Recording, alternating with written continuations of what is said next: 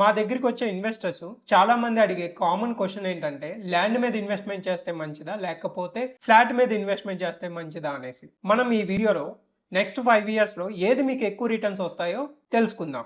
Hello real friends, welcome to real magic Telugu. మనం flat విషయానికి వచ్చినట్లయితే చాలా మంది మంత్లీ రెంట్ వస్తుంది కదా అనేసి ఫ్లాట్ మీద ఇన్వెస్ట్మెంట్ చేస్తారు. కానీ ఇక్కడే మీకు రియల్ ట్రూత్ అనేది చెప్తాను.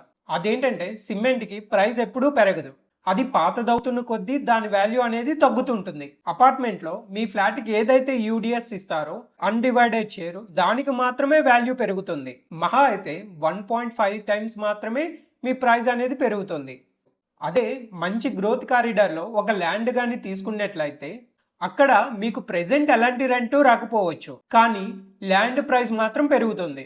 ఆఫ్టర్ 5 years తర్వాత ఆ ల్యాండ్ ప్రైస్ అనేది 2 నుండి 3 టైమ్స్ పెరగడానికి ఎక్కువ ఛాన్సెస్ ఉంటాయి. ఫైనల్ గా నా సజెషన్ ఏంటంటే మీకు మంత్లీ పాసివ్ ఇన్కమ్ కావాలి అనుకుంటే ఫ్లాట్ తీసుకోండి. లేదు నాకు ప్రెసెంట్ మనీ అవసరం లేదు, ఫ్యూచర్ లో మీకు మంచి రిటర్న్స్ కావాలి అనుకుంటే మంచి ల్యాండ్ మీద ఇన్వెస్ట్మెంట్ చేయండి. మీరైతే దేనిలో ఇన్వెస్ట్మెంట్ చేస్తారో కింద కామెంట్ చేయండి. ఇలా మీకు real estate information and updates news తెలియాలంటే మన రియల్ మ్యాజిక్ తెలుగు ఛానల్ని సబ్స్క్రైబ్ చేసుకోండి. అలాగే మీ ఫ్రెండ్స్ అండ్ ఫ్యామిలీ మెంబర్స్కి షేర్ చేయండి. ఈ వీడియో నచ్చినట్లయితే లైక్ చేయండి.